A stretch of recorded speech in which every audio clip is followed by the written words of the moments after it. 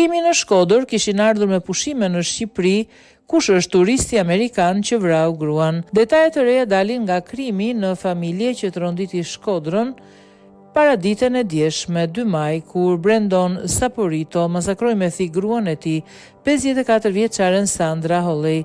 Janë zbardhur pamjet nga çifti amerikan i përfshirë në vrasjen e ndodhur në Shkodër. Ndërkohë policia ka reaguar për ngjarjen e rëndë në Shkodër, ku një turist amerikan identifikuar si Brandon Saporito masakroi bashkëjetuesen me mjetprerës dhe më pas tentoi të vetvritej.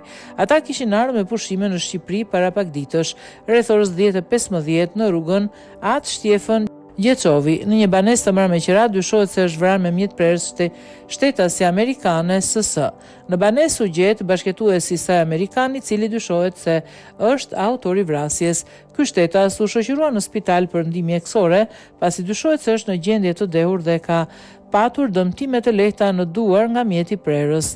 Brandon Saporito raportohet se pasi masakroi 54 vjeçaren ka prerë damarët.